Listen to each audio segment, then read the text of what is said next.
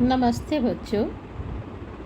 आज हम पढ़ेंगे कक्षा 11वीं और 12वीं की पुस्तक अभिव्यक्ति और माध्यम में से पाठ 1 जनसंचार माध्यम और लेखन, जिसका आज हम पढ़ेंगे पहला भाग संचार। अब इसमें हम देख लेते हैं कि इसमें विषय का अनुक्रम क्या रहेगा। पहले भाग में इसके माध्यम से हम पढ़ेंगे संचार, यानी संचार क्या है, संचार के तत्व क्या हैं, संचार का महत्व क्या है, संचार के कार्य क्या हैं, संचार के प्रकार कौन कौन से हैं। यहाँ तक हम पढ़ेंगे पहले भाग में। और उसके पश्चात जनसंचार, जनसंचार की विशेषताएं, जनसंचार के कार्य। तो पहला पार्ट हमारा, पहला भाग ये रहेगा। अब चलते हैं हम संचार की ओर।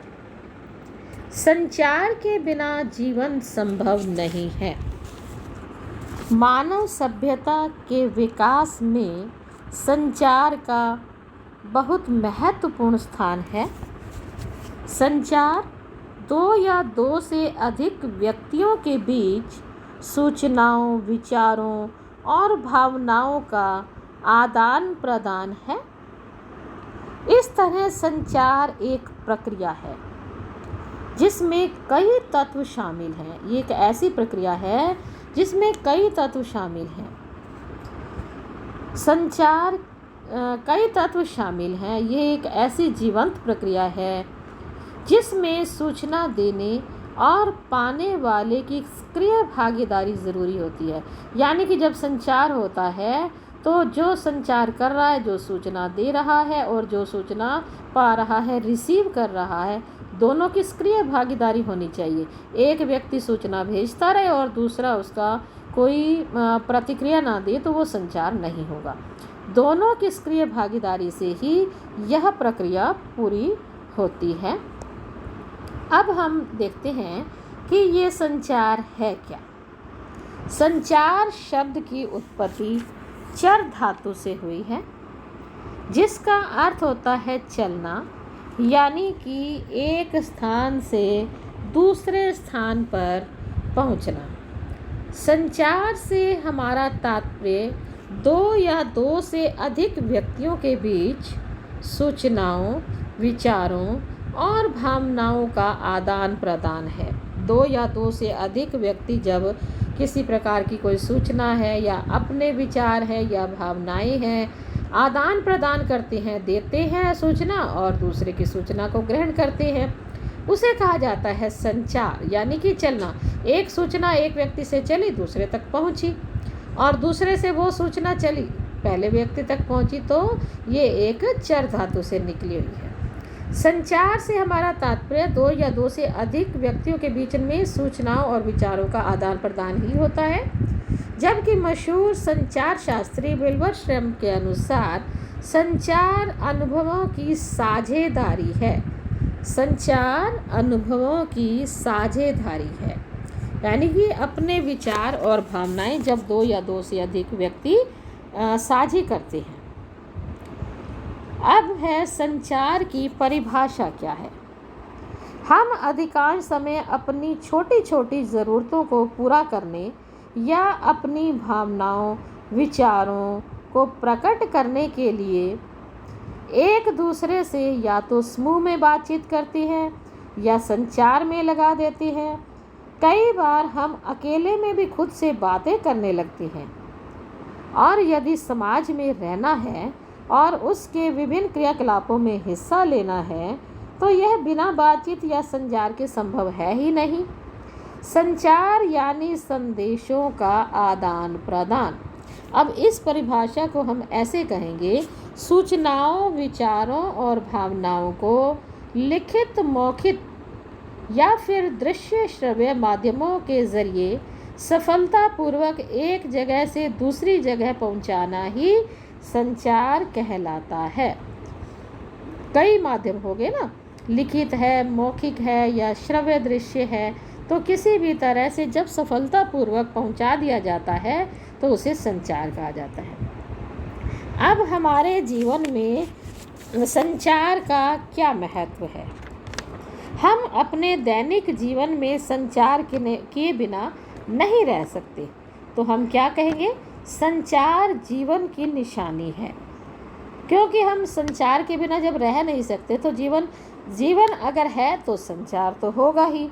मनुष्य जब तक जीवित है तब तक संचार करता है, क्योंकि वह एक सामाजिक प्राणी है और उसको इस रूप में विकसित करने में संचार की अहम भूमिका होती है। यहाँ तक कि एक बच्चा भी संचार के बिना नहीं रह सकता। वह रोकर या फिर चिल्लाकर अपनी माँ का ध्यान अपनी ओर खींचता है। एक तरह से संचार खत्म होने का अर्थ है मृत्यु।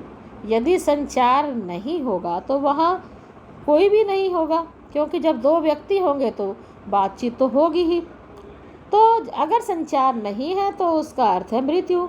वैसे तो प्रकृति में सभी जीव संचार करते हैं, लेकिन मनुष्य की संचार करने की क्षमता और कौशल सबसे बेहतर है।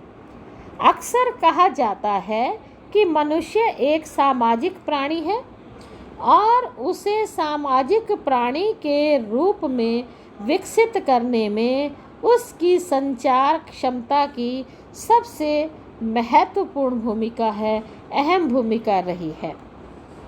परिवार और समाज, इन दोनों में एक व्यक्ति के रूप में हम अन्य लोगों से संचार के जरिए ही संबंध स्थापित करते हैं और अपनी रोज़मर्रा की ज़रूरतों को पूरा करते हैं।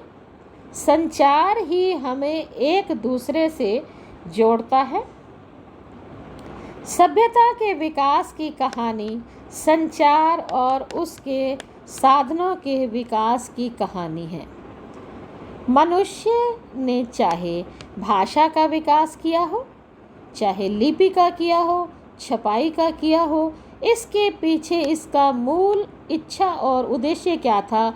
संदेशों का आदान प्रदान।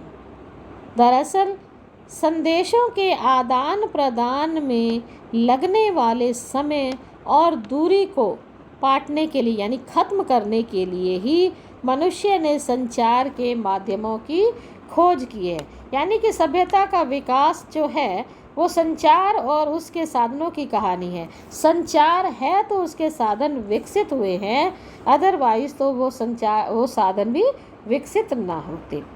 आगे अब हम देखते हैं कि ये संचार के तत्व कौन कौन से हैं। संचार प्रक्रिया के लिए तत्वों की बहुत आवश्यकता होती है। संचार एक प्रक्रिया है। इस प्रक्रिया में कई तत्व शामिल होते हैं, जो कि ये हैं तत्व। पहला तत्व है स्रोत या संचारक। स्रोत कौन होता है? संचार करने वाला। संचार प्रक्रिया की शुरुआत ही स्रोत या संचारक से होती है। जब स्रोत एक उद्देश्य के साथ अपने किसी विचार, संदेश या भावना को किसी और तक पहुंचाना चाहता है, कोई भी व्यक्ति जो पहुंचाना चाहता है उसे हम संचारक कहेंगे। जब पहुंचाना चाहता है तो संचार प्रक्रिया की शुरुआत हो जाती है। जैसे एक उदाहरण देती हूँ मैं। जैसे हमें एक किताब की आवश्यकता है और हम जैसे ही किताब किसी दूसरे से मांगने की सोचते हैं तो संचार प्रक्रिया शुरू हो जाती है। जैसे ही हमने सोचा कि मेरे पास ये किताब नहीं है, मैं इसे ले लूँ, तो संचार प्रक्रिया शुरू हो गई। यानी कि मेरे मन में वो संचार प्रक्रिया शुरू हो गई। तब हम किताब मांगने के लिए अपने मित्र से बातचीत करेंगे या उसे कोई संदेश भेजेंगे, लिख कर भेजेंगे या जैसे भी भेजेंगे, या मोबाइल से कहेंगे। तो बातचीत या संदेश भेजने के लिए हम किसी ना किसी भाषा का सहारा लेंगे। अब जो संचारक है, जो स्रोत है, उसने संचार प्रक्रिया की शुरुआत कैसे की? उसके मन में आया किताब मांगनी है और उसके लिए उसने जैसे ही सोचा और उस तक संदेश पहुंचाने के लिए किसी न किसी भाषा का सहारा लिया। अब इसके बाद दूसरा इसका तत्व आ जाता है कूटीकृत या एनकोडिंग। कूटीकृत या एनकोडिंग ये किसे कहती है? ये इसका है दूसरा तत्व। यह संचार की प्रक्रिया का दूसरा चरण है। ये दूसरा चरण है। सफल संचार के लिए ज़रूरी है कि आपका मित्र जिसे आप संदेश भेज रहे हैं या लिख कर या किसी भी माध्यम से, वो भी उस भाषा यानी उस कोड से परिचित होना चाहिए जिसमें आप संदेश भेज रहे हैं। माना आपको किताब लेनी है दूसरे बच्चे से, उस बच्चे को आप संस्कृत भाषा में बात करते हैं या फिर उसे संस्कृत भाषा में लिख कर भेजते हैं, लेकिन वो आपका मित्र उस संस्कृत भाषा को जानता ही नहीं है। आपने एनकोडिंग किस में की? कूटीकृत किस में किया? संस्कृत भाषा में। लेकिन वो मित्र आपका इस कोड से परिचित ही नहीं है जिसमें आप संदेश भेज रहे हैं, तो वो प्रक्रिया जो होगी आपकी सफल नहीं होगी। क्यों नहीं होगी? क्योंकि वो संदेश जो आप भेजना चाह रहे हैं, आपका वो संदेश उसे समझ ही नहीं आएगा। और इसके साथ ये भी ज़रूरी है कि संचारक का एनकोडिंग प्रक्रिया पर भी पूरा अधिकार होना चाहिए। इसका भी मतलब ये है कि यदि आप जिस भाषा में लिख रहे हैं, आपको भी वो भाषा अच्छी तरह से आती हो और जिसके पास भेज रहे हो जो संदेश, उसे भी वो प्रक्रिया आती हो। इसका अर्थ ये है कि सफल संचारक का भाषा पर पूरा अधिकार हो। सफल संचार के लिए संचारक का भाषा पर पूरा अधिकार होना चाहिए। साथ ही उसे अपने संदेश के मुताबिक बोलना या लिखना आना चाहिए। एनकोडिंग भी आनी चाहिए, यानी कि जो संदेश आप जिस तरह से लिख रहे हैं, आपको वो संदेश उस भाषा में अच्छी तरह से लिखना आना चाहिए, ताकि आप अपना उसका जो अर्थ है वो अच्छे से समझा सके। इसके बाद अगला है तीसरा इसका जो तत्व है वो है संदेश। संचार प्रक्रिया में संदेश का बहुत अधिक महत्व होता है। किसी भी संचारक का सबसे प्रमुख उद्देश्य अपने संदेश को उसी अर्थ के साथ प्राप्तकर्ता के पास पहुंचाना है। जो संदेश आप भेजना चाह रहे हैं, तो आप ये सोचेंगे ना कि जो मैं संदेश भेज रहा हूँ और जिसके पास भेज रहा हूँ उसे वो अच्छी तरह से प्राप्त हो जाए, समझ में आ जाए। इसलिए सफल संचार के लिए ज़रूरी है कि संचारक अपने संदेश को लेकर खुद ही पूरी तरह से संतुष्ट हो और उसका वो जो संचार है वो स्पष्ट होना चाहिए, क्योंकि संदेश जितना स्पष्ट और सरल होगा उतना ही प्राप्तकर्ता को आसानी से प्राप्त हो सकेगा। इसका कहने का अभिप्राय है कि जो संदेश आप भेज रहे हैं, जो एनकोडिंग आप कर रहे हैं, वो उसमें यदि आप संतुष्ट हैं कि मैंने ये लिखा है, ये सरल भाषा में लिखा है और जिसको मैं ये भेज रहा हूँ उसे अच्छी तरह से समझ आ जाएगा, इससे आप संतुष्ट हैं, और तो समझने वाला भी उसको अच्छी तरह से समझ पाएगा। ये था संदेश। इसके बाद इसका अगला तत्व है माध्यम, चैनल। अब चैनल के ज़रिए ही जो प्राप्त करता है वो संदेश को प्राप्त करेगा। जैसे हमारे बोले हुए शब्द ध्वनि तरंगों के माध्यम से प्राप्तकर्ता को पहुंचते हैं। हमारे सामने कोई अगर स्टूडेंट है जिससे हम कुछ मांग रहे हैं, तो हम उससे जब बात करेंगे तो उस तक हमारी बात कैसे पहुंचेगी? संदेश जो हमारा है वो कैसे पहुंचेगा? ध्वनि तरंगों के माध्यम से, ठीक है। जबकि दृश्य संदेश प्रकाश तरंगों के द्वारा पहुंचता है।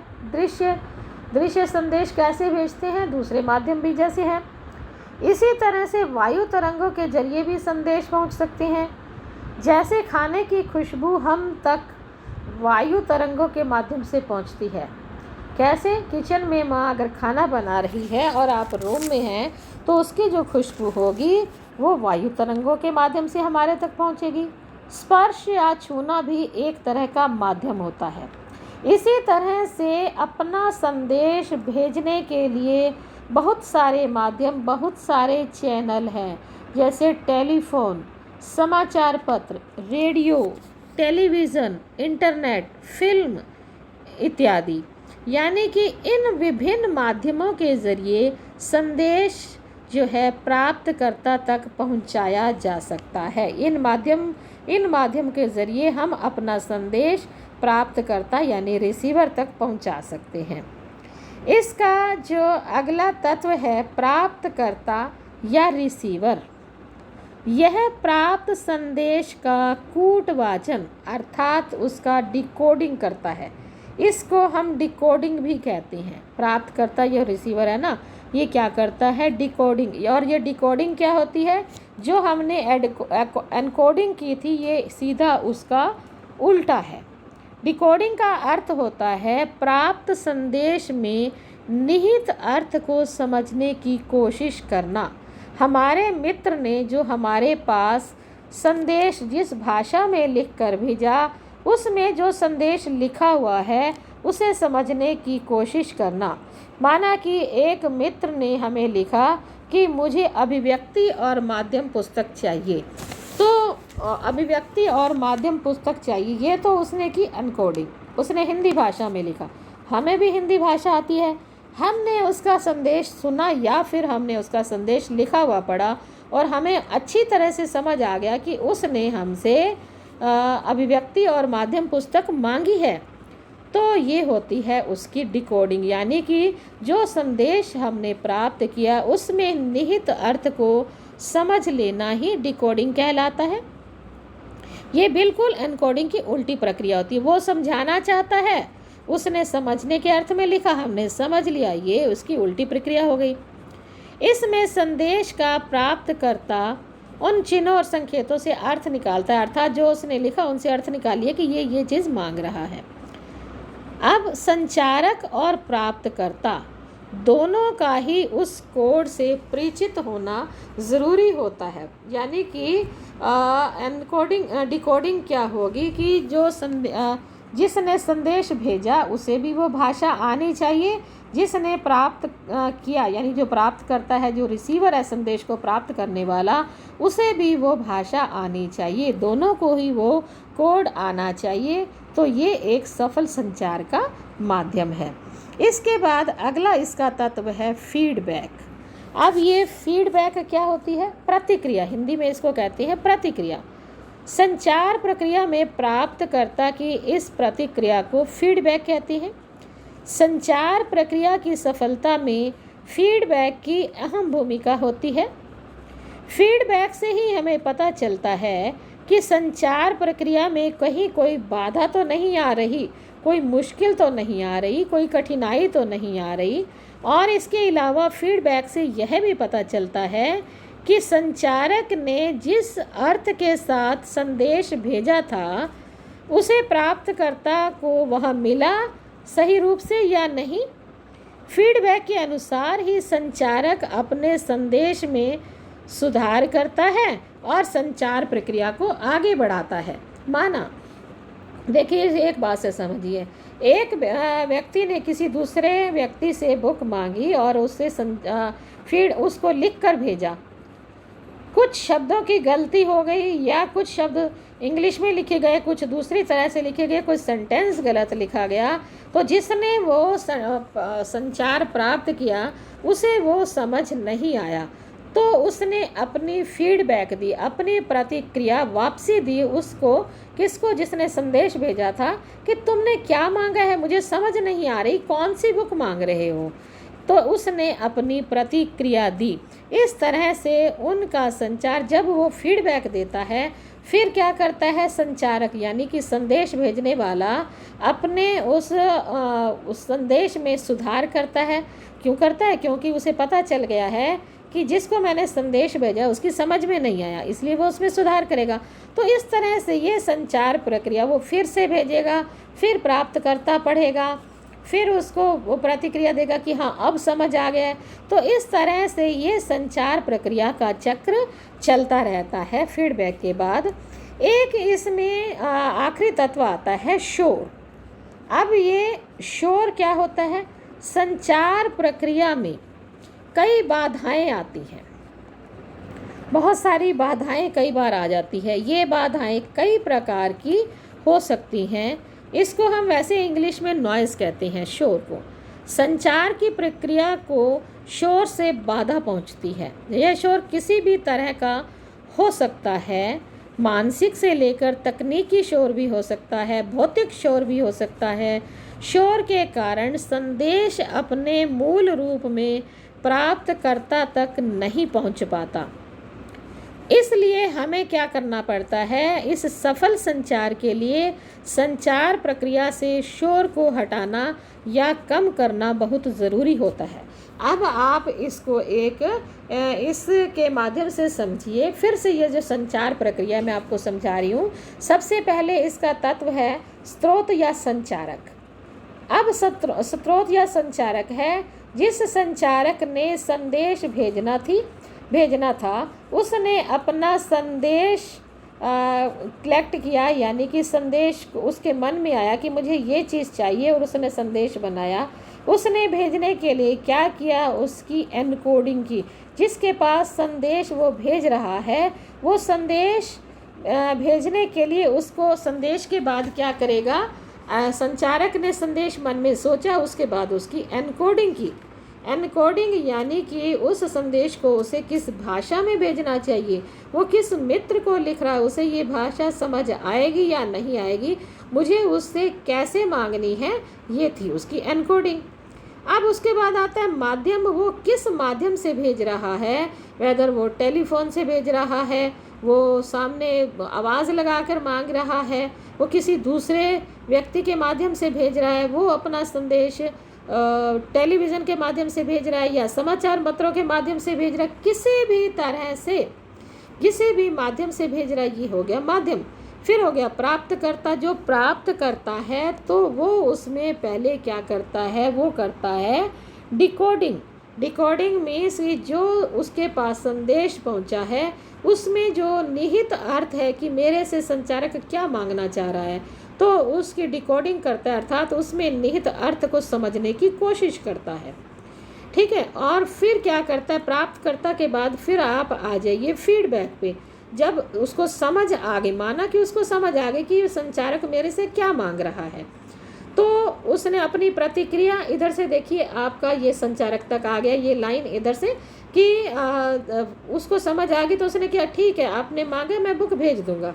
अगर उसे नहीं समझ आता तो अपनी क्या प्रतिक्रिया देता है कि मुझे समझ नहीं आई है, इसलिए आप दोबारा बताइए। अब जितने ये सारी संचार प्रक्रिया चल रही है, किसी भी पग पर, किसी भी रास्ते पर कोई कठिनाई आ सकती है, उसे कहा जाता है शोर। कठिनाई क्या हो सकती है? अगर वो क्लास में कुछ आवाज़ लगा के मांग रहा है, क्लास में शोर हो सकता है। तकनीकी माध्यम से, मान लो टेलीफोन से मांग रहा है, वन वे हो गया, तो तकनीकी माध्यम, उसमें एक बच्चा तो टेलीफोन में बोले जा रहा है, दूसरे को समझ नहीं आ रही है, आवाज़ ही नहीं आ रही है, लाइट चली गई है, टीवी के माध्यम से कुछ बताना चाहता था, वो लाइट चली गई है, या फिर इतना शोर है कि रेडियो पर अगर कोई संदेश दिया जा रहा है, बाहर से इतना शोर है कि वो आधा समझ आया और आधा निकल गया, यानी कि बहुत सारी बाधाएं। या कुछ ऐसा भी हो सकता है कि जो संचार करता है, वो तो संदेश देने वाला तो अपना संदेश दे रहा है टेलीफोन के माध्यम से या माइक पे खड़ा होकर भी दे रहा है, लेकिन जो प्राप्त करता है, जो सुनने वाला है, वो मानसिक रूप से वहाँ उपस्थित ही नहीं है। शारीरिक रूप से तो उपस्थित है, लेकिन मानसिक रूप से उसका ध्यान कहीं और है, तो वो उसको प्राप्त यानी कि ग्रहण नहीं कर पाता, तो उसे कहा जाता है शोर। ये जो सारी प्रक्रिया में, संचार प्रक्रिया में, ये जो सारी बाधाएं किसी न किसी रूप में अगर कोई आती है तो उसे शोर कहा जाता है। इसलिए सफल संचार के लिए ज़रूरी होता है कि इन सारी बाधाओं को दूर किया जाना चाहिए। अब आगे आता है संचार के प्रकार। संचार के बहुत सारे प्रकार हैं, किंतु वे आपस में एक दूसरे से काफ़ी मिले जुले होते हैं। इन्हें अलग अलग करके देखना कठिन होता है। अब हम देखते हैं कि कौन कौन से हैं। सांकेतिक संचार, संकेत करके, इशारे करके संचार करना, जिसे कहा जाता है सांकेतिक संचार। जब हम किसी व्यक्ति को संकेत या इशारे से बुलाते हैं तो उसे सांकेतिक संचार कहते हैं। ये दो प्रकार का होता है, मौखिक और अमौखिक। अपनों से बड़ों को प्रणाम करते हुए हाथ जोड़कर प्रणाम जब हम करते हैं, ये मौखिक संचार का उदाहरण है। हमने प्रणाम मुंह से बोला नहीं, लेकिन मौखिक रूप से कर दिया। मौखिक संचार के समय चेहरे और शरीर के विभिन्न अंगों की मुद्राओं की मदद ली जाती है। जब हम खुशी, डर, प्रेम आदि अमौखिक संचार का व्यक्त करते हैं तो ये क्या कहलाता है? अमौखिक, यानी सांकेतिक संचार जो होता है ये दो प्रकार का होता है। दूसरा है अंतःव्यक्तिक संचार, इंट्रापर्सनल संचार। ये इंट्रापर्सनल संचार क्या होता है? जब हम पूजा या इबादत, प्रार्थना करते हैं उस वक्त, या फिर ध्यान करते हैं, तो उसमें ध्यान करते वक्त क्या होता है? इंट्रापर्सनल, हम जब व्यक्ति स्वयं से ही बात कर रहा होता है, ध्यान कर रहा है, भगवान से कुछ मांग रहे हैं, मन ही मन कुछ बोल रहे हैं, तो व्यक्ति क्या करता है कि अपने मन ही मन बात करता है, तो उसे कहा जाता है अंतःव्यक्तिक संचार। किसी भी संचार की जो शुरुआत होती है अंतःव्यक्तिक इंट्रापर्सनल संचार से शुरू होती है। कैसे? अगर हमें किसी दूसरे से भी कुछ मांगना है तो सबसे पहले हम क्या करेंगे? हम पहले मन में सोच के देखेंगे, ये चीज़ मुझे लेनी है, मुझे किस से लेनी है, कि अगर मार्केट में भी जाते हैं तो किस शॉप पे जाना है, मन में सोचेंगे, ठीक है। और उस शॉप पर जाके खड़े होंगे, पहले मन में सोचेंगे कि हमें इससे क्या मांगना है। तो सबसे पहले इसकी शुरुआत इंट्रापर्सनल से होती है। जब कोई व्यक्ति, इसमें जो संचारक होता है, संचार करता और संचार प्राप्त करने वाला एक ही व्यक्ति होता है। आगे आता है समूह संचार। अब ये समूह संचार क्या है? इस संचार में हम जो कुछ भी कहते हैं वह किसी एक या दो व्यक्तियों के लिए न होकर पूरे समूह के लिए होता है। समूह संचार का उपयोग समाज और देश के सामने उपस्थित समस्याओं को बातचीत और बहस के ज़रिए हल करने के लिए होता है। जब बहुत सारी बहस की जाती है, अनेक लोग होते हैं, इसमें दो या दो से अधिक होते हैं, बहस करते हैं, एक दूसरे से तर्क वितर्क करते हैं, डिस्कस करते हैं और उसके ज़रिए अपनी समस्याओं का हल ढूंढते हैं, तो उसे कहा जाता है समूह संचार। संसद में जब विभिन्न मुद्दों पर चर्चा होती है तो यह भी समूह संचार का ही एक उदाहरण होता है। आगे आता है अंतर्व्यक्तिक, यानी कि इंटरपर्सनल संचार। ये इंटरपर्सनल संचार क्या होता है? अंतःव्यक्तिक संचार यानी अंतर्व्यक्तिक संचार, जब हम कुछ सोच रहे हैं या कुछ योजना बना रहे हैं या किसी को याद कर रहे होते हैं, ये तो होता है याद करी होती है, तो है इंट्रापर्सनल। जब दो व्यक्ति हैं और आमने सामने बैठकर एक दूसरे से बात करते हैं तो वो होता है अंतर्व्यक्तिक इंटरपर्सनल संचार। जब दो व्यक्ति हैं आमने सामने बैठ जाते हैं, जैसे एक समूह भी एक व्यक्ति के सामने बैठ जाता है और उससे प्रश्न उत्तर करता है, तो वो क्या होता है? वो होता है इंटरव्यक्तिक यानी कि इंटरपर्सनल संचार। जब इसका एक मुख्य उदाहरण होता है साक्षात्कार। जैसे किसी व्यक्ति का इंटरव्यू जब लिया जाता है, उसके सामने चाहे तो इंटरव्यू लेने वाला एक व्यक्ति है या अधिक व्यक्ति हैं, लेकिन उत्तर देने वाला सामने अकेला व्यक्ति होता है, तो ये होता है अंतर्व्यक्तिक संचार। इसके बाद आता है जनसंचार। अब जो हमारा मुख्य है मुद्दा, जो हमारा मुख्य विषय है, जब हम व्यक्तियों के समूह के साथ प्रत्यक्ष संवाद करने की बजाय किसी तकनीकी या यांत्रिक माध्यम के जरिए समाज के एक विशाल वर्ग से संवाद करते हैं, तो उसे कहा जाता है जनसंचार। यानी कि जनसंचार जो है आमने सामने नहीं होता, ये किसी तकनीकी या यांत्रिक माध्यम से होता है। जैसे हम उसे अखबारों के माध्यम से करते हैं, इंटरनेट के माध्यम से कर सकते हैं, या फिर हम उसे जैसे एक माइक पर खड़े होकर सबको बोलकर अपनी सूचना दे सकते हैं। इसी तरह से टेलीविज़न के माध्यम से, रेडियो के माध्यम से बहुत सारे, इसमें एक संदेश को यांत्रिक माध्यम के ज़रिए बहुगुणित किया जाता है ताकि उसे अधिक से अधिक लोगों तक पहुंचाया जा सके। इसके लिए हमें किसी उपकरण या माध्यम की मदद लेनी पड़ती है, जैसे अखबार, रेडियो, टेलीविज़न, सिनेमा, इंटरनेट। अखबार में प्रकाशित होने वाले समाचार वही होते हैं, लेकिन प्रेस के ज़रिए हज़ारों लाखों प्रतियां निकाल कर प्रकाशित करके इसके हज़ारों पाठक वर्ग तक पहुंचाई जाती हैं। तो ये होता है जनसंचार। तो अब हम देखते हैं संचार, ये थे संचार के प्रकार, और अब हम पढ़ते हैं संचार के कार्य क्या क्या होते हैं। संचार का प्रयोग हम कुछ हासिल करने या प्राप्त करने के लिए करते हैं, जैसे अपने दोस्त से किताब मांगने के लिए, मैंने आपको पहले उदाहरण दिया। दूसरा, संचार के ज़रिए हम किसी के व्यवहार को नियंत्रित करने की कोशिश करते हैं, यानी हम एक ख़ास तरीके से व्यवहार करने के लिए कहते हैं। जैसे कक्षा में शिक्षक विद्यार्थियों को नियंत्रित करते हैं, उन्हें अनुशासन में रखते हैं। अगला, सूचना कुछ जानने के लिए या कुछ बताने के लिए भी हम संचार का प्रयोग करते हैं। कोई सूचना हमें किसी को देनी है, बतानी है, या कुछ जानने का प्रयत्न करता है, उसके लिए भी हम संचार करते हैं।